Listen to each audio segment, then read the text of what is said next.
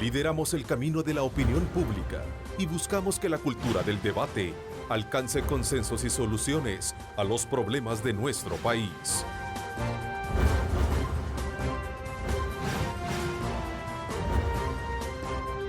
Diálogo con Ernesto López. Hola, ¿qué tal amigos? ¿Cómo están? Un placer enorme saludarles a ustedes. Gracias por sintonizarnos en esta mañana lluviosa del lunes 17 de septiembre de 2018. Bienvenidos a Cadena Megavisión. Somos 3 canales al servicio de ustedes y pues desde luego arrancando la semana y deseando lo mejor para que los proyectos y todos aquellos objetivos que usted logre trazar a la semana o durante la semana pueda tener desde luego el éxito esperado. Así es que recuerde colocar a Dios en el centro de sus actividades. Esta mañana vamos a desde luego a conocer el comportamiento político electoral desde la perspectiva del Partido Democracia Salvadoreña y su secretario general, Fito Salume.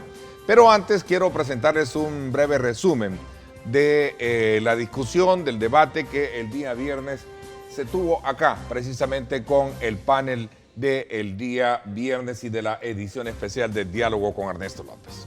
Veamos. Esto pues ya había sido negociado, había sido anunciado y la ley dice que cuando la Fiscalía acepta un juicio abreviado por la confesión del imputado, los jueces tienen que respetar las penas que la Fiscalía pactó con ese imputado para que diera su confesión. Ahora, yo personalmente creo que ahí ha habido otras cosas que no se dicen. No creo que así nomás haya sido la confesión, no creo que haya habido mucha voluntariedad de parte del presidente Saca. Creo más bien que la Fiscalía, como dijo el fiscal general, la Fiscalía se sentía acosada porque iban a terminar los 2 años en que tenían que poner sentencia, porque de acuerdo a la ley, si pasan 2 años y no se ha puesto sentencia, se va libre. Y ayer lo volvió a confirmar el fiscal. ¿Qué quiere decir? Que si el presidente Saca no hubiera confesado y no hubiera hecho el arreglo con la Fiscalía, probablemente en noviembre, diciembre, a más tardar enero, hubiera salido en libertad. En realidad soy crítico de todo lo que estamos viendo. Nada de lo que estamos viendo es lo que ocurre en la realidad de todos los días de los imputados que son cualquier persona. Este es un caso especialísimo y de excepción. Para comenzar, la línea de la Fiscalía General, más bien del fiscal general, ha sido que en los casos de corrupción no hay procesos abreviados. A nadie le dan proceso abreviado porque esto era pecado jurídico. Jamás se había hecho eso. No, ahora sí. ¿De dónde entonces está la explicación? ¿Por qué razón? Este caso sí? ¿Por qué antes no, a cualquiera no, y ocurre de que en este caso sí? Segundo, el cuento de que ya le van a vencer los 2 años y entonces va a quedar en libertad, no es lo que ocurre en la realidad.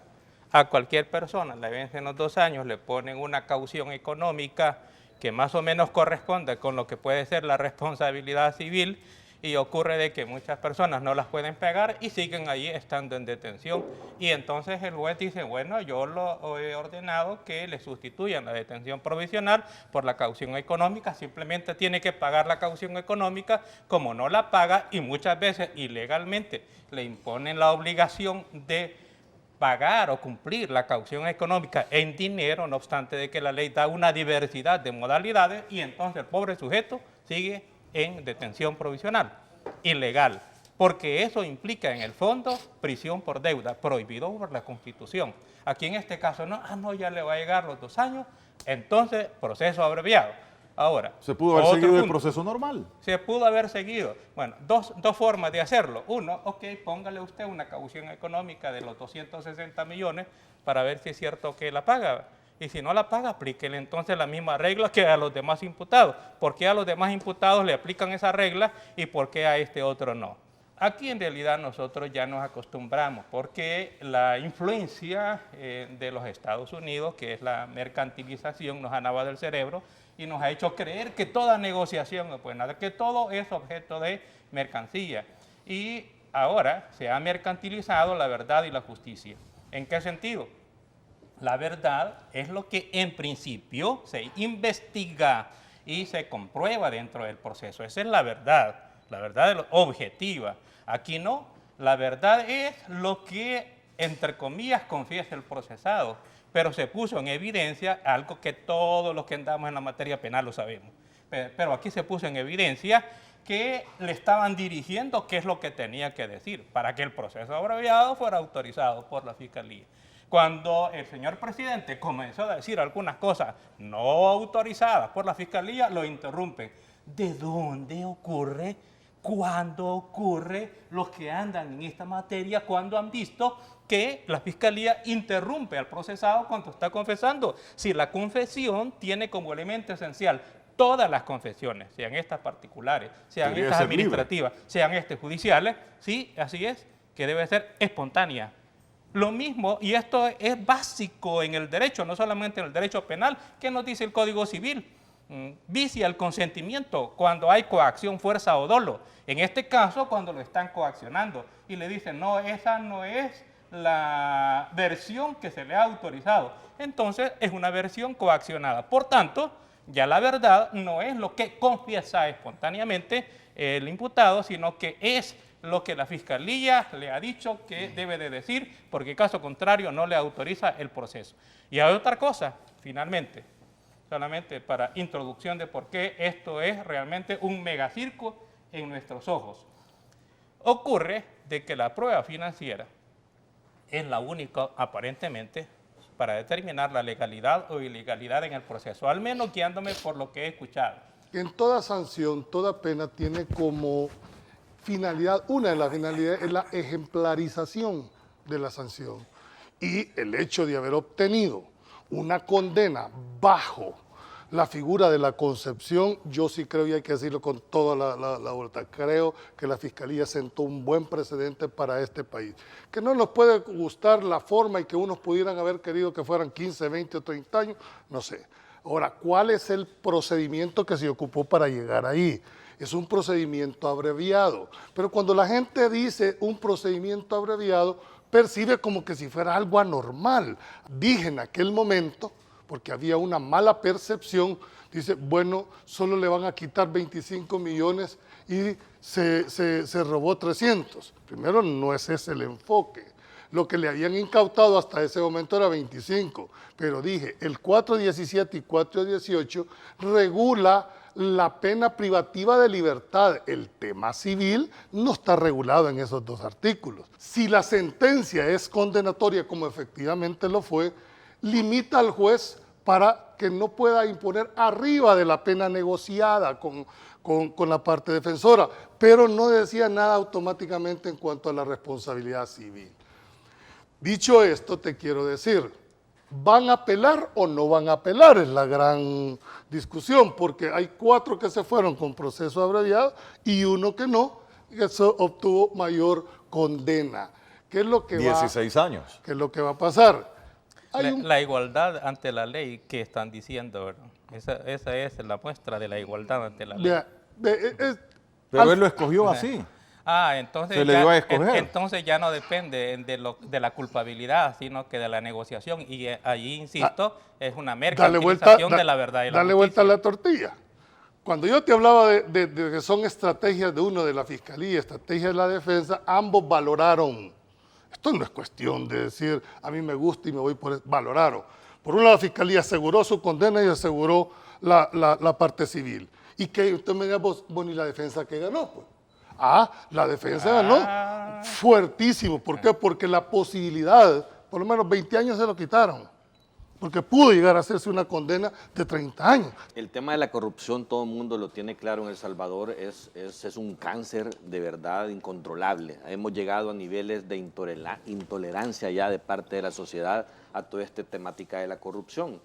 Y creo que este caso en particular del expresidente Saca tiene cosas buenas y tiene cosas malas, ¿verdad? Dentro de lo bueno a destacar, que creo que es sumamente importante, es el precedente histórico que está sentando el hecho de que un fiscal general de la República, la institucionalidad del país, haya podido sentar en el banquillo de los acusados a un expresidente de la República. Sin necesidad de una CICIG. No, por eso, o sea, eso Sí, es, sí, sí. creo que Bien es dicho, formalmente hablando. importante, pero creo Las que apariencias y la realidad pero son eso- diferentes. pero la institucionalidad ha funcionado con todo el respaldo y el apoyo internacional El que fiscal pueda lo tener decía, el fiscal Guatemala, atrás. Es correcto. la CICIG de Guatemala no lo había Pero ha logrado habido- una condena. La de Honduras, la investigadora de Honduras Formalmente tampoco lo ha hecho. habido una voluntad, o sea, yo inclusive creo que todos tienen muy claro que he sido muy crítico del señor fiscal general en cuanto a su forma de expresar y de comunicar muchas cosas, que creo que se adelanta mucho, que se le pasa la mano y que creo que eso me ayuda en su trabajo. De hecho, vamos a analizar eso más adelante, pero algo de lo que dijo ayer. Pero algo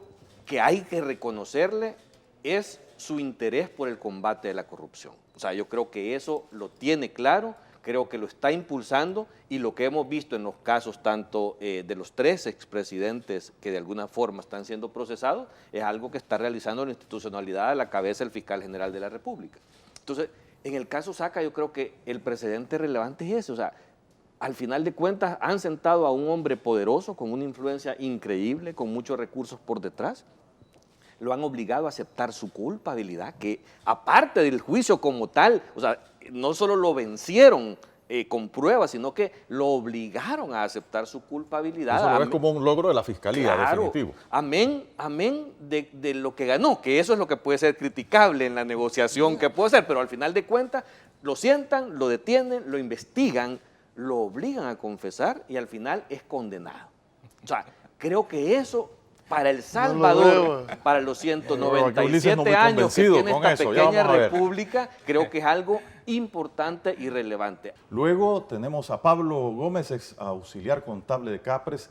Él, que no se pues sometió a este juicio abreviado, le dieron, sino que al juicio normal, 16 años de cárcel y a pagar 5 millones de dólares. El mandadero, el que le decían vaya aquí, cobre aquí, paga allá, a ese que no tiene conciencia porque no puede entender la legalidad de lo que está haciendo, a ese lo condenan a 16 años. ¿Pero qué pensó y en él? ese reparto... ¿Pensó él, el juez va Perdón. a considerar eso? Pues debería de me voy a ir en el regular porque debería a mí de yo ser. recibí órdenes. Debería de ser porque el juez debe de evaluar los niveles de conocimiento y Y de eso- culpabilidad. Y es más, uno de los abogados defensores dijo, bueno, lo que ocurre es que el aparato judicial estaba inclinado a condenar, dijo, y tiene sentido con otras cosas, porque cuando se revisa realmente el proceso ocurre de que no hay dictamen sobre la legalidad o ilegalidad de los 300 millones y en consecuencia si estamos hablando de un delito financiero, delito de pisto, si eso no se determina dentro del proceso que es ilícito, entonces ¿por qué se condena? Y creo que ahí es donde se encuentran las explicaciones de por qué la negociación también. Vea, porque al final de cuentas Sí, era difícil pues demostrar sí, el uso de los 300 pero millones. por la debilidad, por lo que dijo, bueno, si el aparato judicial no importa lo que sea, siempre lo va a condenar independientemente de las pruebas, lo que me está diciendo es que el aparato judicial condena según la presión y no según la Pero- prueba. Y ahí está en el Sí, peritaje. sí. Y por eso uno de los jueces Pero- no acompañó Muñoz. esa condena civil porque no había forma de distribuir ese dinero y sin embargo distribuyen ese dinero de ese modo, Lo que, que eventualmente puede ser que haya una cantidad de dinero de esos 300 que definitivamente muy grande, se que lo fue la han que robado. sirvió para Espérame. mantener la casa presidencial Seguro. y eso no aparece. Espérame, es decir, desde ¿Cómo el es punto eso? de vista de un O análisis. sea que parte de ese dinero se pudo haber invertido La bien. gran es que debió y cómo se mantuvo la casa presidencial, No, pues, espérame, yo en decir, deuda, Desde con el crédito. análisis objetivo que está haciendo Ulises es correcto, pero una cosa es hacerlo aquí y otra cosa es ser el abogado defensor que está en el proceso, que tiene encima ya la audiencia encima y que tenés que tomar decisiones. Si yo te dijera, bueno, ok, bueno, en el análisis tuyo, vámonos en un juicio de procedimiento y esperemos todos los resultados para allá. Sí, Coincidimos en lo esencial, pero no en la forma. porque yo lo que estoy diciendo es la debilidad del órgano judicial y la falta de Bueno, garantía de bueno, imparcialidad lo que bueno. determinó que los defensores se fueran. Pero los defensores han garantizado, por ejemplo, así, a las cabales, para que la gente Ya, no esté pues engañada. sí, no está engañada. Lo han condenado 10 años, en 3 años va a estar afuera. Ajá, y si versus- fuera cierto, ¿A cuánto hubiera sido? que se ha llevado, no, y si fuera cierto que se ha llevado 260 millones, después de 3 años, señores, ya no pasa nada. Buen negocio. Porque puede No, pero salir, tampoco es así. perdóname, así me lo han dicho. Gente común y corriente Eso me lo ha dice la dicho. gente. Yo me voy, me dijo así, Pero eso no es 10 cierto. años, no son 10 años, Bueno, 5 años, pero te lo eso voy a no- decir. pero eso no es una reacción Pero emotiva, eso no es ¿verdad? cierto, ese es el planteamiento. Tú mismo acabas de decir, mira, fueron 300 millones que fueron para distintas horas, no es que se haya apropiado. Eso él. es lo que digo, No, y por eso por es eso. que no había Pero hay fundamento para esa contradicción. condena. Bueno, y pero por ese- eso es que puede ser pero apelada es que, ¿por incluso qué? en la condena Claro, penal. ¿Por qué claro, los sí, que condenan? no estamos en ¿Ah? Los condenan por peculado y lavado. Peculado y lavado. ¿Y qué es peculado? Peculado, Peculado no solo es la apropiación, pero no solo es sustracción. apropiación, también es malversación. No, ocupar no, ilegalmente. no. Bueno, va implícita, porque si lo sustrae ya no se utiliza en lo que que se lo iba a ocupó destinar en los irregularmente. fideicomisos. Compensación es destinarlo a un lugar para donde No está orientado no legalmente. está orientado. Mira, el tema es que hay una condena. ¿A dónde está la discusión? En cuanto a la proporcionalidad en la parte privativa y en, la parte y en el económica. fondo de la Es el condena, fondo. Ese es el- porque no se el prueba la tema. ilicitud Ya. de Pero ese la se sustracción superó. del dinero. Eso se superó, porque se supone de que el órgano judicial, que los jueces hicieron una valoración, no se lo sacaron de la manga. Y la gran presión. Bueno, pero mira, vos y yo Basado sabemos, en la por confesión, eso es una que se confesión necesita, obligada. por eso es que se necesitan jueces valientes, se necesitan Ay, jueces ay, firmes. esa es otra Ahora, cosa. yo tengo que darle el beneficio al Esa juez. es otra cosa. Es decir, vos como parte, si no estás de acuerdo con eso, ¿qué harías? Esa es otra cosa. ¿Qué harías si vos sos parte defensora? ¿Qué harías? No, pues si yo es que interpongo recursos y me voy a un Es que tribunal pu- superior. Es que puede, Claro, ahorita puede. eso es lo que tiene que hacer. Es más, la defensa ha ganado una cosa. Uno ya garantizó 10 años, de los cuales 3 años más puede cumplir y asunto terminado. Y como ya Aunque los no están así, no, te voy a pero decir. ¿cómo no? No, Porque no están así. después de 3 años No, no están le así. pueden dar una libertad condicional pero anticipada. tampoco. ¿Cómo no? No, pero La espérese, libertad condicional anticipada es a la media pena. Pero y, para eso hay y que- no, debe de pero pagar dice- la responsabilidad civil si tiene, pero si prueba que no tiene ¿Tiene? y ya está comprobado que ya no tiene más que lo que Ya le le han quitaron embargado, todo. ya estuvo. No, pero espérese. Pero bueno. La cuestión penitenciaria no es que automáticamente al llegar a la mitad de la pena ya la voy a pedir. Hay toda una estructura administrativa y vos lo sabes. Bueno, y aquí la discusión ha continuado tras de cámaras y hoy vamos a hacerlo al aire. Pues la gente se pregunta, ¿está bien las condenas? Pero ¿y ahora qué viene? ¿Y la recuperación del dinero? Para que ese dinero sea bien invertido en lo que realmente necesita el país. Entonces, ¿qué se puede hacer? Y si hay dinero por ahí escondido, está en algunas cuentas internacionales, puede ser que esté enterrado en barriles, que lo tengan en bolsas, en saquitos, testaferros. Puede ser todo y luego en 8 años o menos, no sabemos exactamente, salen y se van del país. Ese es un escenario. Sí. A disfrutar de lo que ha quedado, doctor. Mire, puede ser que haya dinero, puede ser que esté encerrado en barriles, puede ser que esté en los bancos de afuera, pero no lo van a recuperar. Correcto. No lo van a recuperar. Así es que el pueblo debe de olvidarse de que eso se va a recuperar. Porque lo ha dicho el fiscal, lo han dicho los peritos financieros, lo ha dicho el jefe de la unidad financiera de la fiscalía, que no se puede recuperar ese dinero. Entonces, ¿qué es lo que pasa? No hay nada que ate las condenas con la recuperación del dinero. Correcto. No lo hay. Vos impugnás lo que es un agravio, pero en este caso ambos llegamos a un acuerdo, las dos partes.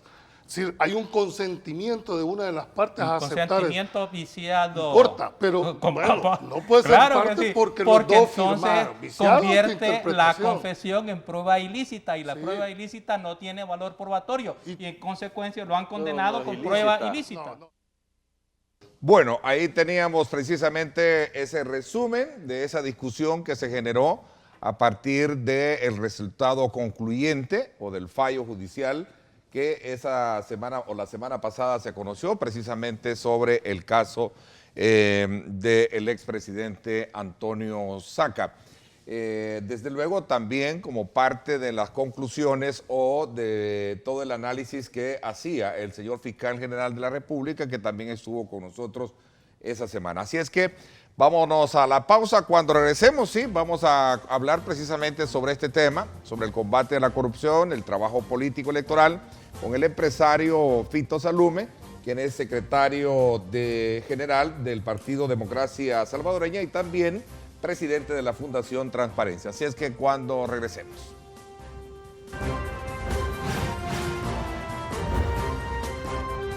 Diálogo con Ernesto López. Estás viendo Diálogo con Ernesto López.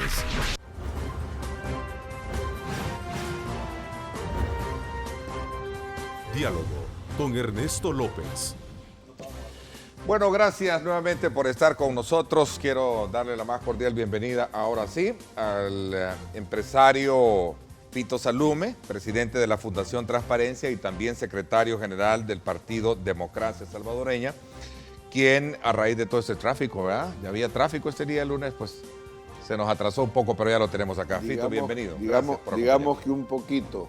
Gracias por acompañarnos. Dios nos bendice con la lluvia y nosotros nos encargamos de hacer un traficón en San Salvador. Pero y bueno. nos atrasa todo. Bienvenido.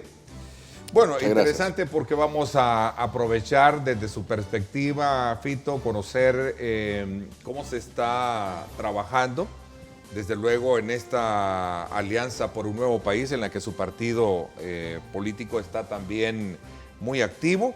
Vamos a aprovechar a hacer un análisis sobre el escenario electoral del país previo a lo que es ya la campaña y, por supuesto, como presidente de la Fundación Transparencia, hablar sobre esta condena que recibió el expresidente Antonio Saca y 6 de sus ex empleados acusados de corrupción pública. Y por supuesto de otros aspectos importantes que tienen que ver con el combate a la corrupción en nuestro país. Así es que desde ya ustedes, amigos, estén muy atentos a participar, @diálogo21, @Neto López Radio. Son las dos cuentas en Twitter que están disponibles para que ustedes participen. Bueno, quizás vamos a comenzar primero conociendo sus impresiones con relación a esta condena. Es el primer expresidente condenado a 10 años de cárcel y a devolver $260 millones. ¿Qué piensa? Bueno, Ernesto, primero tal vez aprovechar este espacio para hacer una reflexión sobre lo bueno que está sucediendo en nuestro país y tal vez lo no tan bueno en términos de la justicia y la legalidad. Creo que, por una parte, un fiscal general, una Fiscalía General de la República, porque no solo es un fiscal, es un equipo de trabajo, que logre como un momento verdaderamente que va a ser recordado en la historia de este país, de los oscuros y tristes momentos, pero que tenemos que enfrentar como salvadoreños, que es la confesión y la subsiguiente condena de un expresidente de la República que admite haber robado el dinero de los salvadoreños. Es tan claro como lo acabo de decir, es algo verdaderamente impactante. Creo que lo que más significa para el pueblo es que finalmente lo que se sabía, lo que sospechaba, lo que nadie se atrevía a hablar, finalmente está saliendo a la luz. Ya estamos viendo cómo hay reacciones por todos lados, como hablábamos contigo antes de cámara. Pareciera que hoy en día cuesta encontrar políticos y funcionarios que no tengan algo de qué temer. Ya vamos a hablar de eso un poquito después. Pero también creo que hay que hacer un llamado a todos los partidos políticos, indistintamente de las agendas que puedan tener. Aquí hay una agenda de la nación que a veces se olvida, y los partidos políticos no se dan cuenta que cuando se vuelve aparente que las agendas y las ambiciones y las manipulaciones del poder se vuelven aparentes para la población, ahí estamos haciéndole daño a la democracia y estamos haciéndole daño a la credibilidad de nuestro sistema. Y eso es muy grave, Ernesto, porque hoy por hoy tenemos dos situaciones muy delicadas, una en la Corte Suprema de Justicia y otra... de magistrados. Pero una en la Corte Suprema de Justicia y otra en la Asamblea Legislativa. En la Asamblea Legislativa tenemos la falta, ya van más de 60 días que los partidos políticos no se han podido poner de acuerdo, y no es porque no hayan candidatos idóneos, no es porque no haya habido tiempo de evaluar los candidatos, sino que porque simplemente hay una conjugación de intereses y se han puesto los intereses partidarios antes de los intereses del país. La sala de lo constitucional es la sala de la Corte Suprema de la Justicia que protege los derechos de todos nosotros, de todos los salvadoreños, los derechos más fundamentales. La saliente sala fue un ejemplo de la necesidad que tiene el país de esa sala. Fue la que corrigió la tarea en el presupuesto, fue la que rechazó reformas incluso a leyes tan importantes como la ley de extinción de dominio, que hoy por hoy estamos viendo los resultados que está dando en el combate a la corrupción. Entonces, nosotros como democracia salvadoreña hacemos un llamado claro a todas las fuerzas políticas de este país a que tomen la responsabilidad y decidan ya, esta semana, que pongan a un lado las agendas de influencia, las agendas que puedan haber de buscar alguna afinidad con algún magistrado. La sala tiene que ser independiente y están poniendo en evidencia lo contrario. Ese es el primer llamado. Ok, pero a criterio suyo y bajo esa primera lógica de análisis que usted ha planteado de que hay intereses en los que se están manejando y que eso está entrampando el tema, ¿cuál debería de ser el punto de flexibilidad en esto? Porque Arena acusa al FMLN y al partido Gana de estar atrasando precisamente esta elección. Si yo le pregunto a gente del FMLN y del partido Gana, ellos sostienen que es Arena precisamente. Entonces, bajo esa lógica y de entender un poquito su análisis, usted como secretario general del partido Democracia Salvadoreña y que está dentro de la Alianza por un Nuevo País, ¿qué papel puede ejercer también de presión para poder decir, mire, flexibilicen posiciones en este caso? Yo creo que es un llamado tanto apelando como señalando. Los culpables son todos en esto. Los culpables son todos los partidos políticos. Y lo más aberrante es unas propuestas que ahora andan haciendo algunos funcionarios de la Asamblea, que no voy a mencionar nombres porque no quiero polarizar más el tema, donde andan entonces buscando unas componendas que es violar la misma Constitución, diciendo, bueno, no, entonces ahora... ¿Y qué tal si mejor solo ciertos partidos políticos deciden? Dejamos afuera al diputado independiente. ¿Desde cuándo, Ernesto? ¿Desde cuándo esas propuestas? Es decir, nos hemos entrampado porque hay un sistema político que está cometiendo el gran error, y ahora pues hasta los que critican a los partidos políticos no pueden, porque ya prácticamente todos están metidos en la buchaca. Esto es desastroso para la nación, es un mensaje equivocado a la población y le estamos haciendo daño a los salvadoreños. El llamado de Democracia Salvadoreña es que pongamos a un lado las agendas partidarias y tomemos una decisión. Pero el segundo punto que yo te decía es también lo que está sucediendo tristemente en la Corte Suprema de Justicia. porque hoy por hoy, según a mí me lo han explicado expertos en la materia, existe en la Corte Suprema de Justicia suficientes magistrados en Corte Plena para continuar desempeñando la importantísima labor de la sección de probidad y los casos de probidad. Y han agarrado la Corte la posición de que mientras no estén electos los magistrados de la sala, han suspendido el proceso y los casos están detenidos en probidad.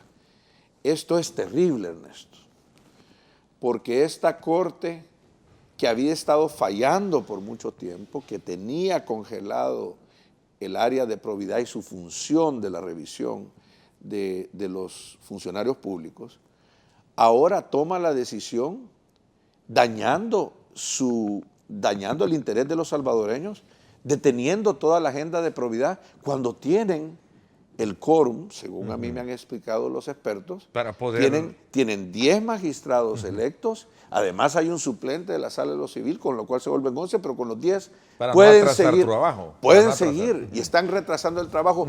¿Qué otra agenda están permitiendo los magistrados de la Corte Suprema de Justicia que prevalezca en esto? Entonces el llamado también es de parte de Democracia Salvadoreña y en nombre también de Fundación Transparencia a la Corte Suprema de Justicia, muy respetuosamente, que continúe la labor que todos los salvadoreños estamos esperando para que se siga procesando esos casos, que es precisamente, digamos, una entrada que nos lleva al caso que tú me preguntabas de Tony Saca. Creo que ese antes y después que significa este fallo, este caso, esta condena, esta confesión de un expresidente, es un mensaje claro y contundente que las cosas en El Salvador están cambiando. Y eso es bueno. Creo que la población, todos los salvadoreños, estamos recuperando la fe en este sistema, porque no es un sistema malo, el sistema es bueno, tiene un buen diseño. El problema es que a veces no se cumplen las leyes y los requisitos del sistema. Ahora, aquí siempre existe la agenda política y el interés de politizar. Por ejemplo, la oposición, los partidos de oposición, y yo no me interesa defender, yo tengo mi propio partido, tal vez porque somos nuevos y porque tenemos desde un inicio, desde la Fundación en Democracia Salvadoreña, un compromiso no negociable con respecto al tema de la corrupción. Tal vez somos de los pocos partidos que no tenemos nada que temer en estos temas. O sea, al alzar la voz, ustedes no tienen ningún tipo de, digamos, como prejuicio para decir el problema está acá, porque el caso Saca ha venido a poner en perspectiva muchos elementos de juicio que seguramente pocos se atreven a tocarlo. A mí me han preguntado, me han dicho, Fito, tu partido decidió acompañar a una coalición de partidos, de 4 partidos que somos, 3 de los cuales todos en diferentes partes de la historia de este país han gobernado y han tenido señalamientos serios en el tema de la corrupción. Yo creo que, bueno, y el otro día me decía uno, dime con quién andas y te diré quién eres, criticándonos la decisión de cuestionando porque en el pasado usted ha sido crítico precisamente de ese rol que han desempeñado estos partidos. El PCN, por ejemplo, usted lo ha calificado de ser un partido, ¿verdad?, liderado precisamente por gente vinculada a la narcoactividad, por ejemplo. Sí, tal vez no liderado, pero sí algunos miembros. De sus miembros. Es correcto, aclarando. Pero el hecho de que yo sea parte con nuestro partido de esa coalición no quiere decir, Ernesto, que usted no es lo mismo. Que vamos, que no solo que andamos en lo mismo, sino que vamos a dejar de hacer esa función. A lo contrario, nosotros hemos dicho y lo estamos diciendo a la población que Democracia Salvadoreña va a ser un garante y un vigilante de que a futuro, porque nosotros no podemos cambiar el pasado, de que a futuro esta coalición, si los candidatos de esta coalición salen electos porque ha habido suficientes marcas en las 4 banderas, porque esta elección viene por bandera. Bandera separada es la coalición. Entonces, en esa papeleta va a haber una bandera de Arena, una bandera del PCN, una bandera del PDC y una bandera de Democracia Salvadoreña. Espero que los señores del Tribunal Supremo Electoral estén viendo este programa, pero no me vayan a multar por lo que voy a decir. Solo estoy dando una explicación de procedimiento electoral. A la hora de votar, el que decida votar va a tener varias banderas que escoger. Tendrá, además de las 4 banderas de los partidos de la coalición, habrá la bandera del partido Gana, que todavía está en veremos si va a seguir siendo naranja o de otro color, y la bandera del partido Vamos, además de las 4 banderas de los partidos de la coalición. Lo único que yo te puedo decir que aquellos que quieran cerciorarse que en este país se siga señalando y se siga exigiendo que no haya tregua en la lucha contra la corrupción, serán aquellos que posiblemente consideren marcar la bandera de Democracia Salvadoreña. Esa es una de las principales, digamos, aportes de Democracia Salvadoreña para la coalición. No podés cambiar lo que pasó en el pasado. Entonces, ¿qué tenés que hacer? No solo como coalición, sino que como partido individualmente. Y yo lo haría si en nuestro partido también, porque puede suceder que a veces entran personas que se comprometen a actuar de una cierta manera y en el puesto, en el camino, cambian. Tienes que hacer que se cumpla la justicia. Quien decidió robar el dinero de los salvadoreños no fue el partido Arena, fue Antonio Saca. Claro, por supuesto, salen todos los otros partidos a decir, fue Arena. Antonio Saca fue el que tomó la decisión. Antonio Saca se dice que también fue fundador de Gana, pero fue Antonio Saca el que tomó esa decisión. ¿Y los anteriores casos Igualmente, los anteriores casos se procesó a Francisco Flores, fueron decisiones de Francisco Flores, no fueron decisiones del partido Arena. En el caso ahora que se ventila ya cada vez más cercano de Mauricio Funes, tampoco fue el partido FMLN que estaba tomando las decisiones, sino que ya fueron decisiones del funcionario particular, Mauricio Funes, que fue llevado por el FMLN. Yo creo que hay que despartidizar eso porque los partidos deberían de sumarse todos a la lucha contra la corrupción. No solo Democracia Salvadoreña es el que está señalando. O sea, usted propone un parteaguas acá, es decir, un punto de partida para ver hacia adelante y corregir lo malo que se ha hecho atrás. Por supuesto.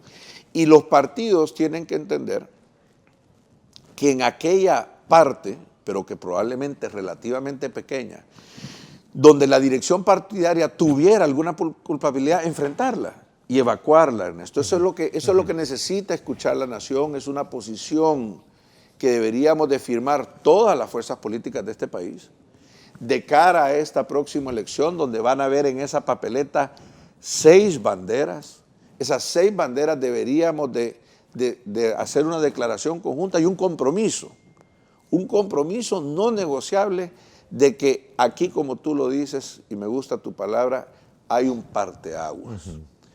A partir de este momento, en el momento que todos nos estemos comprometiendo, va a haber un parteaguas y es un compromiso público ante la población. Creo que el país se beneficia por eso, los salvadoreños van a sentirse orgullosos de que este país que ha progresado tanto en democracia, que salió de una guerra, que llegó a acuerdos, ha podido superar todos esos retos y ahora está trabajando siempre con diferencias, pero con respeto, o sea, en el contexto democrático. ¿Con qué objetivo llega Democracia Salvadoreña a esta alianza con los partidos? Nosotros llegamos porque creemos en Carlos Calleja. Carlos Calleja no es candidato de Arena, fue propuesto por Arena en la coalición, es miembro del partido Arena, pero es el candidato de la coalición. Y nosotros llegamos porque creemos en Carlos Calleja. Yo en lo personal creo en Carlos Calleja. No en el resto de partidos. Es que cuando tú entras en una coalición, la pregunta relevante es ¿quién es el candidato?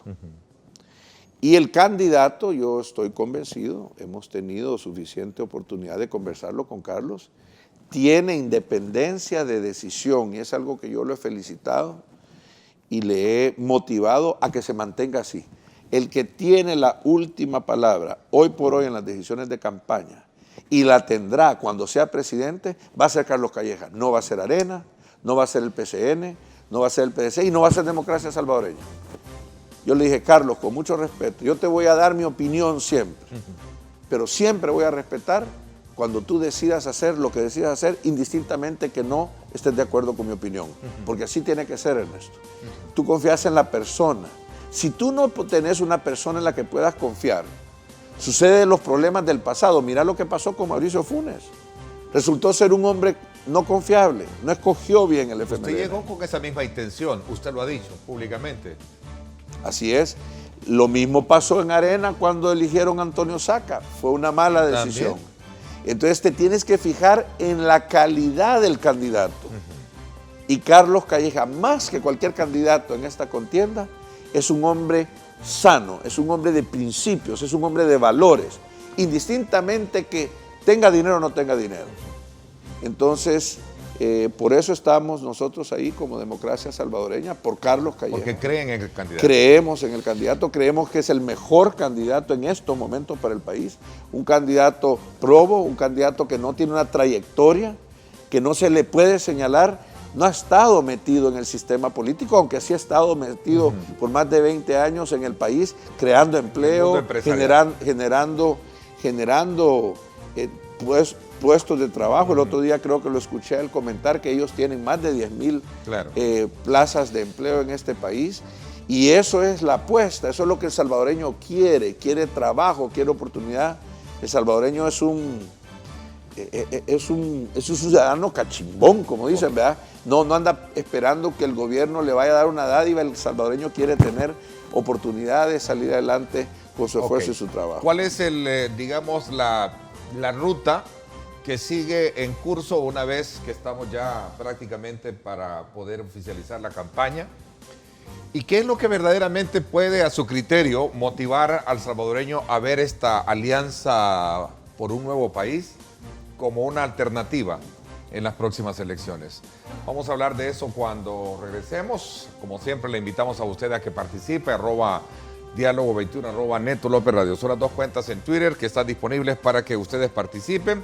Aprovecho de invitarlos también para que me acompañen hoy a las 6 de la tarde a sintonizar en directo con Ernesto López Radio. Vamos a conversar sobre aspectos que tienen que ver con la seguridad en el país. Vamos a hablar a propósito de el debilitamiento que se puede conocer o interpretar de las relaciones con Estados Unidos y su impacto en cuanto a la Alianza por la Prosperidad y el combate a la migración y por supuesto también a la seguridad en la región, que son dos aspectos relevantes que vamos a tener desde luego hoy en ese análisis con nuestros invitados. Vamos a la pausa y volvemos. En Texaco tenemos más que combustible, tenemos Tecron, el aditivo que ayuda a mantener la limpieza al interior del motor y un mejor desempeño. Por eso tenemos para ti Texaco con Tecron, el combustible inteligente. Vámonos entonces ahora a conocer cómo está el tráfico con esta preciosa imagen, con esta perspectiva de cómo está esta arteria importante, el Boulevard Monseñor Romero, de esta señal de poniente a oriente que nos lleva desde luego hacia el Boulevard Los Próceres. Así está el tráfico por esta importante zona para que usted tome en consideración si piensa desplazarse por esta área. Así es que ahí está el sector de la Universidad Centroamericana UCA, ¿verdad? Para que usted pueda también tener una mejor perspectiva del tráfico, cómo se va complicando previo a lo que sería la llegada hasta el sector del Árbol de la Paz o el sector del Estadio Cuscatlán. Así es que Si usted piensa desplazarse, recuerde también, vamos a tener lluvia, vamos a tener a lo largo del territorio nacional según el pronóstico de tiempo. Así está, una muy buena perspectiva para que usted conozca cómo está el ambiente también sobre nuestra ciudad capital. Cielo nublado. Nos vamos a la pausa. En Texaco tenemos más que combustible. Tenemos Tecron, el aditivo que ayuda al motor a tener su mejor desempeño. Por eso tenemos para ti Texaco con Tecron, el combustible inteligente.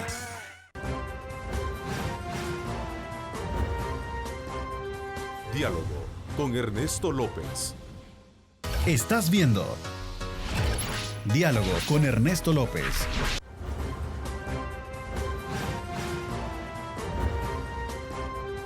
Diálogo con Ernesto López. Bueno, gracias nuevamente por estar con nosotros. Como siempre agradecemos de usted la participación a través de nuestro sistema de comunicación. Recuerde, estamos en Facebook para que usted también sintonice nuestra señal y pueda compartirla con sus contactos. @diálogo21, @Neto López Radio. Son las dos cuentas también en Twitter que están disponibles para que participe. Hágalo de la mejor manera. Queremos conocer sus puntos de vista con relación a estos temas que estamos abordando esta mañana con el secretario general del Partido Democracia Salvadoreña y por supuesto presidente de la Fundación Transparencia. A ver, regresemos un poquito antes de entrar porque tenemos tiempo para desarrollar el tema que tiene que ver con las encuestas, por ejemplo. Regresemos al punto del análisis electoral. ¿Cuál es la lectura que usted le da a las encuestas que hemos conocido hasta el momento y sobre todo también a los elementos que pueden cambiar un poco esa perspectiva de resultados que están presentando, en donde colocan al exalcalde Nayib Bukele como el candidato que prefiere si las elecciones fueran este día como presidente de la ciudadanía? Pues Ernesto, yo creo que las encuestas, mucha gente lo dice así, son como un termómetro. Es decir, la encuesta que se hace este día es un termómetro de la temperatura que existe en el ambiente este día. Todavía no ha iniciado la campaña. La convocatoria a la elección y el arranque oficial de la campaña es el 2 de octubre. Entonces, esta es la temperatura, las encuestas actuales y hasta el 2 de octubre serán las temperaturas antes de que inicie la campaña. Figurativamente, porque no voy a acusar a nadie, como ahora no tienen nada mejor que hacer algunos analistas de los diferentes bandos, figurativamente tú puedes decir de que tanto Nayib Bukele como Hugo Martínez llevan más de 10 años en campaña, porque como funcionarios públicos han tenido la oportunidad de darse a conocer, y ¿por qué no? Porque así tiene que ser, está bien, darse alarde de los méritos de las cosas que han hecho bien, porque ninguno pues tiene la entereza o la objetividad de también admitir sus errores en público. Es decir, esto es una cosa, bueno, me imagino que es como un concurso de belleza, ¿verdad? De que las que quieren ganar el concurso de belleza muestran su mejor ángulo, su mejor personalidad y no hablan de sus defectos, al igual los políticos. Pero Nayib Bukele es un político que lleva campaña por 10 años.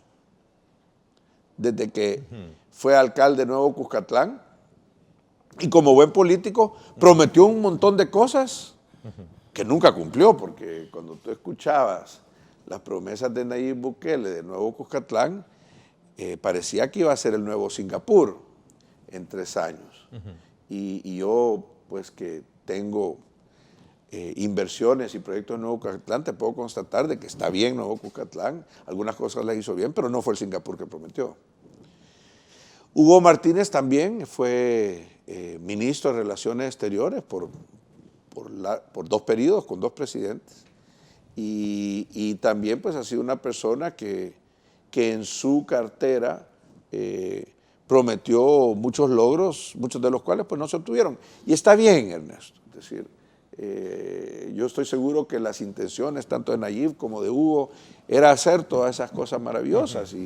Y me imagino que Carlos, cuando empiece la elección, va también, el candidato de nuestra coalición, a hacer promesas que él está convencido que el país necesita y que él está convencido que él las puede lograr. Y ahí va a tener la fortaleza que habremos 4 partidos políticos, no uno, 4 partidos políticos, ayudándolo a que las cumpla y garantizando que se hagan de la mejor manera. Entonces, yo digo, la única temperatura del ambiente, llamando así las encuestas, que cuenta es la del día de la votación. El 2 de octubre empieza la competencia. Y la competencia empieza, van a haber 4 competidores, porque entiendo que también Vamos lleva a su candidato de presidente. Va con 2 competidores que llevan 10 años en campaña, yo así lo veo. Alguien puede discutir eso conmigo, pero yo así lo veo. ¿Usted cree que ellos están...? Nayib y Hugo figurativamente llevan 10 años en campaña, porque llevan 10 años de ser funcionarios públicos. Son funcionarios públicos. Ojo, la desventaja que tienen, claro, ahorita no te puedo decir qué habrá o qué no habrá, porque está en pausa.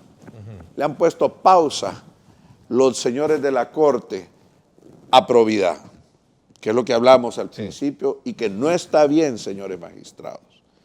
No tienen derecho, así como ustedes son los que tienen que cuidar el derecho, por lo que a mí me han explicado, y humildemente les digo, si me equivoco, aclárenmelo. Sí, porque... Aclárenle al pueblo salvadoreño por qué la Corte Suprema de Justicia se ha atribuido la potestad de no trabajar porque no de no trabajar. Ajá, de no trabajar cuando están facultados a hacerlo.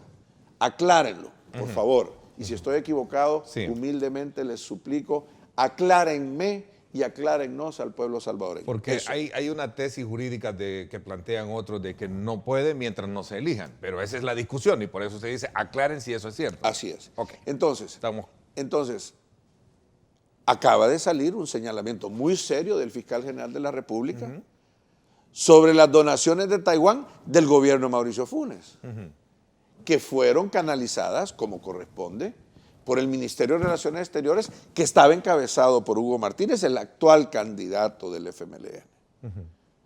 Ahí hay un señalamiento del fiscal general. Bueno, ya se hicieron algunas aclaraciones en cuanto al partido de sacar una... No, pero imagínate la posición de ese partido que dice, no, Taiwán vino y auditó. ¿Cómo es eso?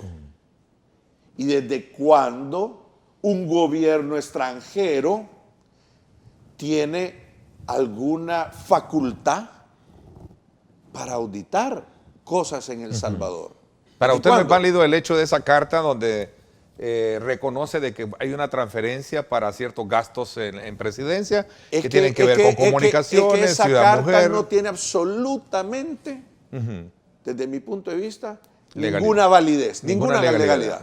Diferente fuera que el ente competente, la Corte de Cuentas de la República, el área de la Fiscalía General de la República encargada de proteger el patrimonio de todos los salvadoreños, haya revisado y haya dictaminado que efectivamente, sí, hay una carta de un gobierno extranjero que cree que le han presentado a Taiwán. ¿Qué acceso tiene el gobierno? No tiene ninguno. A Taiwán le toca creer lo que le dicen por las buenas relaciones. Eso es mentira. Eso no tiene ninguna validez. No estoy con eso acusando de que Hugo Martínez sea responsable de una malversación, pero lo tiene que aclarar. Así como lo tenía que haber aclarado el presidente Antonio Saque, como no pudo, tuvo que confesar que cometió un error y asumir las consecuencias de ese error. Y entonces, yo digo, también no estemos, como dicen, dándole paja al pueblo. Yo creo que aquí en esto necesitamos que la justicia y el sistema funcione. Yo creo que si en ese proceso se determina de que Hugo Martínez tuvo una responsabilidad, va a tener una gran complicación el partido del FMLN con su candidato. Así que yo creo que es muy importante para la nación urgentísimo que tanto la Corte de Cuentas de la República como la Fiscalía General de la República actúen a paso acelerado para aclarar esta situación. Ya vamos a regresar a ese tema que tiene que ver con la institucionalidad y el funcionamiento de estas, con miras a erradicar el tema de la corrupción como tal. Voy a hacer una pausa, me la están pidiendo, para que sigamos con este tema electoral. A ver, ¿cuál es el adversario principal para la Alianza por un Nuevo País, para ustedes como partidos políticos? ¿El FMLN con su candidato Hugo Martínez o Nayib Bukele del partido GAN? Vamos a hablar de esto cuando regresemos. Son las 7:33. Gracias por sintonizarnos. Gracias a usted por estar participando enviándonos sus comentarios a través de @diálogo21 y @Neto López Radio. Nos vamos a la pausa.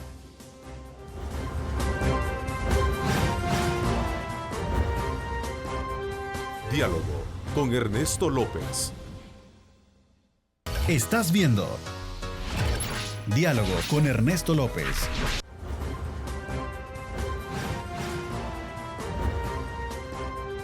Diálogo con Ernesto López.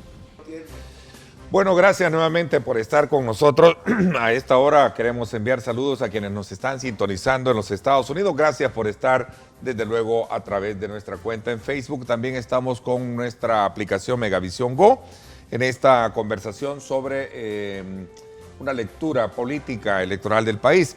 A ver, ¿cuál es la que realmente, para un poco aterrizar en el tema del análisis de las encuestas y de cómo está, digamos, casi arrancando esta campaña electoral, me pregunto cuál es el adversario para esta alianza de partidos políticos en la que se encuentra Democracia Salvadoreña? ¿Es el FMLN o es Nayib Bukele con el partido GAN? Pues Ernesto, yo más bien te diría que el mayor adversario de Carlos Calleja y de la coalición es la politiquería, las promesas falsas y la mentira. Yo estoy convencido, y por eso Democracia Salvadoreña está con Carlos Calleja, que es un hombre serio, responsable, y que todas las promesas que él está haciendo son promesas que él está convencido que él puede cumplir. Al interior de la coalición, esto es una interioridad que estoy seguro que puedo compartir, te puedo decir de que a veces hay discusiones y el candidato insiste de que las promesas que vamos a hacer y que se están planificando hacer cuando entremos en la campaña sean promesas que estemos convencidos, y por eso es bueno que hayan 4 partidos, que los 4 partidos estemos convencidos que las podemos cumplir. Lo que pasa es que tú tenés aquí a otros candidatos de que prometen cualquier cosa, Ernesto, para quedar electos. Mira las promesas que ha hecho. ¿De quién? Mira las promesas que han hecho los anteriores candidatos del FMLN y no han cumplido nada. Bueno, yo me recuerdo cuando Salvador Sánchez Serén prometió una serie de medidas de austeridad y la transparencia y las otras promesas, y muchas de esas nunca fueron cumplidas. Fijémonos bien las promesas que hizo Mauricio Funes, que creo que ha sido uno de los candidatos que más ha decepcionado a esta población. Mauricio Funes llevaba una promesa fuertísima contra la corrupción y mira todos los señalamientos que tiene y toda la evidencia que existe, donde prácticamente no hay manera de explicar esa gran fortuna y esa gran cantidad de bienes que él acumuló durante su periodo presidencial, donde era sabido de todos pues que era una persona de clase media, con recursos moderados y un salario en casa presidencial, creo que es de $5,000 al mes con los gastos que uno tiene en la familia, no dan para acumular una cantidad de casas, carros y el montón de lujos con los cuales él salió de su periodo. Pero que lo acusan, ¿no? Que lo acusan. Así es. Y que están ahí, pues obviamente no se le ha procesado todavía porque anda escondido, anda huyendo allá en Nicaragua. Pero Por eso yo te digo, el mayor reto que tiene la coalición es la mentira. Tristemente, pues tú tenés... que tiene la coalición, ¿no? La coalición... El mayor reto que tiene es la mentira, es la mentira de los otros candidatos. Porque tú tenés, por ejemplo, a un Nayib Bukele, que yo lo quiero mucho, que es mi amigo, pero que hay videos donde él dice que él jamás correría o se afiliaría a un partido como Gana, señalado por la corrupción, y miren el partido donde él decidió. Yo como amigo le recomendé que no hiciera eso, Ernesto. Entonces, yo siento que ya los políticos tienen que asumir responsabilidades. Es decir, o sos un político que va a seguir de la manera fea y antigua de hacer política, donde se promete cualquier cosa, donde le mentís a la población solo para ganar la elección, o vas a ser un político responsable, donde vas a ofrecer cosas concretas que tú estás seguro que puedes cumplir y no vas a estar engañando al electorado. Entonces, decir, resumiendo... para nosotros, como democracia salvadoreña, y yo estoy seguro que para Carlos Calleja, porque él y yo lo hemos conversado, el mayor reto es eso, es la entereza, y eso es algo que Carlos Calleja tiene a montón como candidato. A Josué no lo conozco, a Hugo también no lo conozco mucho, a Nayib lo conozco un poco más. Yo les pido y hago un llamado a los 4 candidatos que haya entereza, que no hayan mentiras y que hayan propuestas serias con compromiso de cumplir. Si no, vamos a estar en una batalla de dimes que te diretes, de inventos, y la población y los salvadoreños se merecen algo diferente. A su criterio, ¿el populismo está gobernando el discurso de estos candidatos adversarios para la alianza en la que está su partido? Sí, porque es bien fácil como actor político, por ejemplo, venir y criticar. Si criticar podemos hacer todos. Yo, que no soy candidato, yo la tengo bien fácil relativamente, yo puedo criticar. Pero si soy un candidato responsable y un político responsable, puedo criticar, pero de ahí vengo con una propuesta concreta de cómo resolver el problema que yo critico.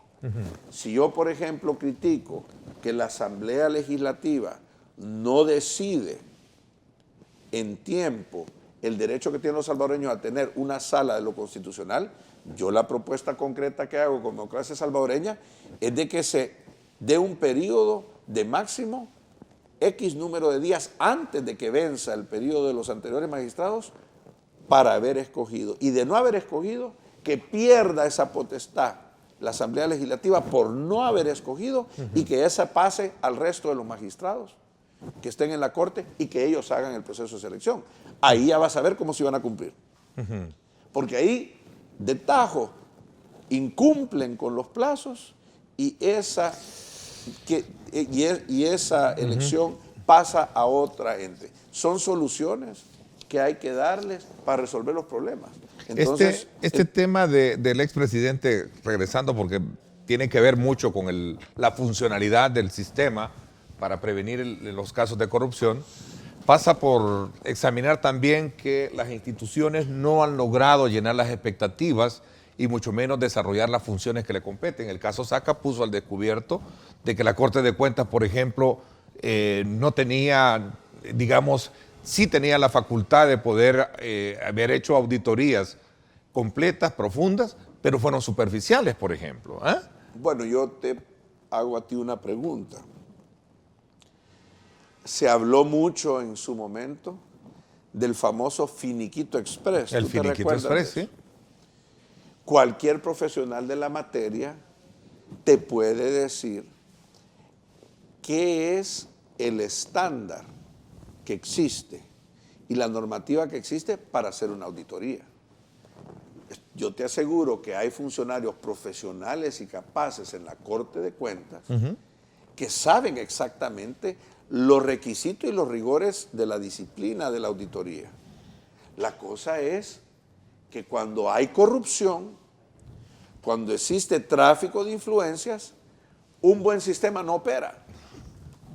Una Corte de Cuentas que tiene una reglamentación adecuada, que tiene una también empoderamiento adecuado, no opera. Pasó en probidad también. La sección de probidad tiene todas las facultades, estaba congelada. Entonces, yo creo que para que el país reciba lo que merece de sus funcionarios, necesitamos que las instituciones funcionen.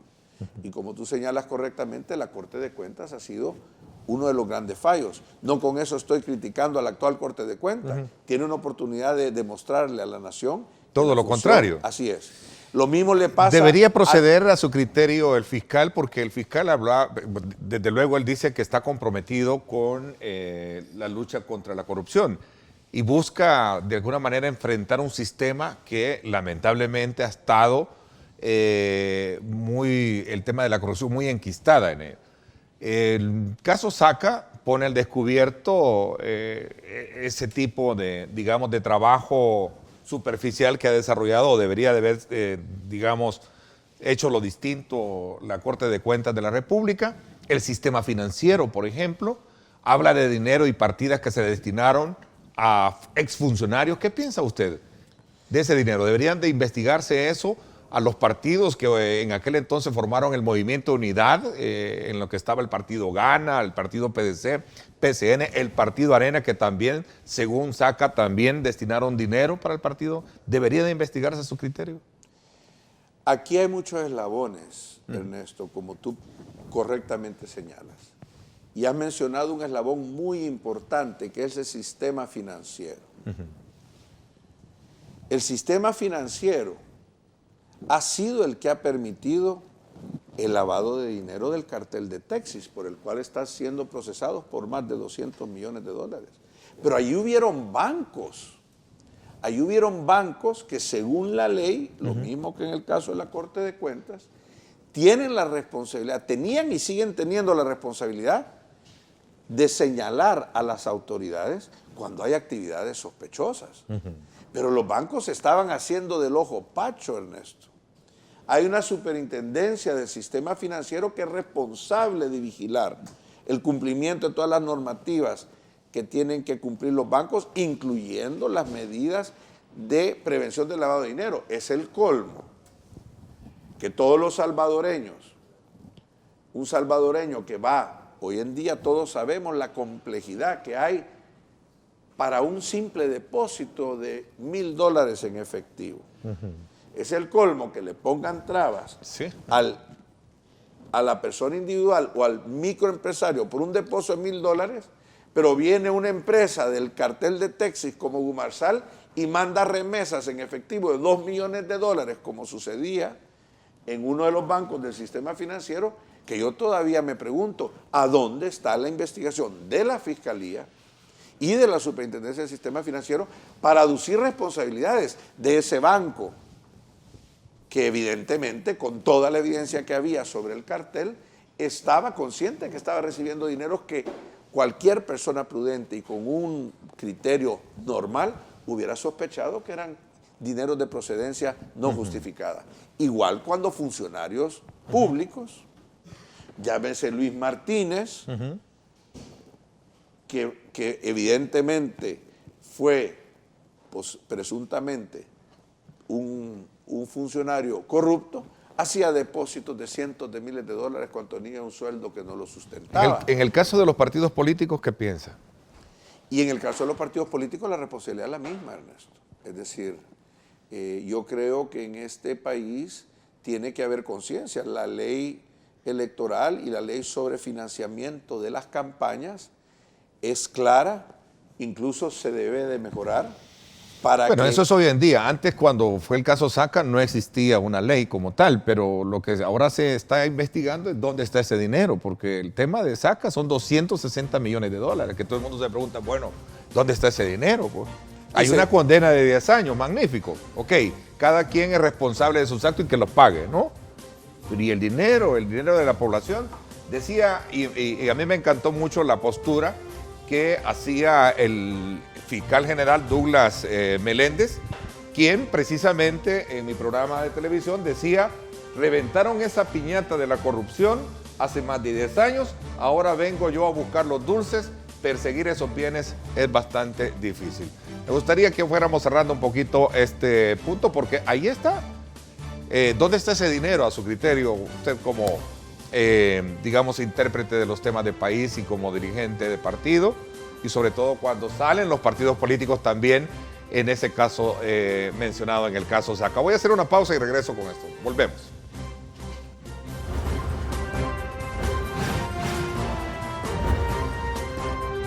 Diálogo con Ernesto López. El futuro es imaginar, es pensar en grande. Prepárate hoy, estudia en la UFG y amplía tus oportunidades. UFG, tecnología, innovación y calidad. Bueno, gracias nuevamente por estar con nosotros. Ya son pocos los minutos que nos quedan. Bueno, ahí estaba. 10 años después que se reventó la piñata, decía el fiscal, que me parece correcta la analogía que hacía. Ernesto, con todo respeto. Ahora vengo a recoger los dulces y lo que encuentro solo son los, ¿cómo se llama? Los envoltorios, ¿no? Con todo respeto al señor fiscal general de la República, desde mi perspectiva como empresario y también desde la labor que hacemos en Fundación Transparencia, en realidad no es tan difícil, Ernesto.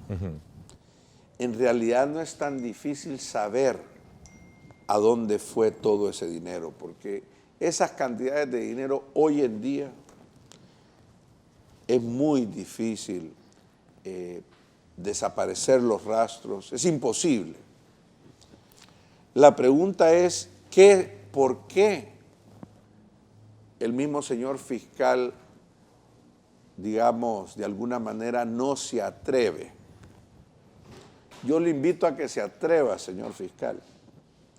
Atrévase a completar toda la película, ha hecho un buen trabajo, pero no lo deje a medias. La información ahí está, Ernesto. La Fiscalía sabe a quién llegaron todos esos 260 millones. Es imposible perderle el rastro. Ahí están el propio presidente ha dicho, el propio presidente ha hablado en qué ha usado los dineros. Y ahí salen involucrados muchísimas personas. Entonces, en el sí caso de los partidos, que nos quedamos en el tema de los partidos políticos. Hay partidos políticos que recibieron dinero. ¿Deberían de regresar el dinero a su criterio de los partidos? Hay medios de comunicación que recibieron dineros. Hay funcionarios del gobierno de Antonio Saca que recibieron dineros. Hay empresas. Ya el Faro publicó. Salen inclusive miembros de la iglesia de este país que recibieron dinero. Si deberían de devolverlo o no devolverlo, yo no me voy a meter en eso, porque eso lo tiene que determinar las cortes y la justicia y la legalidad de este país. Pero lo primero es enfrentar esa lista. Si hasta la propia iglesia, funcionarios de la iglesia, recibieron dinero. No estoy diciendo que fueran digamos, que ellos son los corruptos. Que fuera ¿no? amoral sí. haber recibido ese dinero, posiblemente. Eran donaciones. Eran donaciones y no podía saber el funcionario de la iglesia si esas venían de fondos que venían de la parte, digamos, legítimamente aprobada por la Asamblea Legislativa, de erogaciones de la presidencia, o de esa manipulación de la partida secreta. Lo importante, Ernesto, no solo es de que se sabe. Ahí está. El Faro ha hecho una buena labor porque ya lo publicó. Ahí está el listado que ha venido de estos testimonios. Pero lo más importante es que además esta declaración y esta confesión de Antonio Saca ha puesto a descubierto la metodología de Mauricio Funes. Porque Mauricio Funes hizo un copy-paste y tal vez con un par de mejoras editó la copia y hizo lo mismo. Ahí solo está de ir a traer. Y ahora se señala de que el actual presidente, Salvador Sánchez Serén, se proyecta que 150 millones de dólares habrá erogado de una manera similar. Ojalá que esta administración no lo haya hecho de forma irregular, como ya confesadamente lo hizo Antonio Saca y como presuntamente lo hizo Mauricio Funes. Pero aquí tenemos ¿de dónde? entre ¿De dónde sacaron? 300, más otros 300 y pico, más Se 150, ya estamos llegando a $1.000 millones de los salvadoreños. ¿Cuánta obra legítima en hospitales, escuelas se pueden que tanto hacer? necesita este país se pueden hacer? Entonces, vamos a estar... Yo lo único que cierro en eso, en decirte, es que al ver la magnitud del abuso del dinero de los salvadoreños, yo aplaudo a Carlos Calleja cuando él dice, una de mis propuestas es eliminación de la partida secreta, porque solo con la manipulación de la partida secreta, 3 gobiernos han canalizado, todavía faltan Bueno, 2 de ellos. son gastos reservados, para la partida secreta como tal ya se abolió, ¿no? El tema son gastos reservados. No, la partida secreta como tal, la Corte Suprema dictaminó. La declaró. Pero se tiene que abolir, se tiene que eliminar. Ok, el tiempo se me fue. Quiero agradecerle el que me haya acompañado. Entiendo que territorialmente usted anda ya apoyando a su candidato de la coalición, Carlos Calleja. El fin de semana ya anduvieron juntos. Él ha estado llegando a conocer a miembros del partido, de los diferentes partidos de la coalición. Yo lo acompañé en esa ocasión, fue a visitar a 2 grupos de arena en el occidente del país, donde habían reuniones informativas, charlas informativas que él dio, y más que todo él anda recopilando pues las inquietudes de la gente, lo cual yo creo que es un trabajo muy loable, porque cuando empiece la campaña pues ahí habrán propuestas que yo creo que contengan el producto de haber escuchado a la gente y las necesidades que están expresando. Gracias, Fito, por habernos acompañado. Vamos a estar más a la expectativa de ver cuál es el curso de la campaña electoral. Gracias por habernos acompañado. Gracias a ti, Ernesto. Es un gusto haber estado aquí contigo esta mañana. Gracias y a todos los televidentes por habernos escuchado. Así es. Gracias. Los espero hoy a las 6 de la tarde en directo con Ernesto López Radio por 107.7 Fuego, estación del Grupo Radial Megavisión. Gracias. Pásenla bien y como siempre recuerden lo más importante, amar a Dios sobre todas las cosas. Lideramos el camino de la opinión pública y buscamos que la cultura del debate alcance consensos y soluciones a los problemas de nuestro país.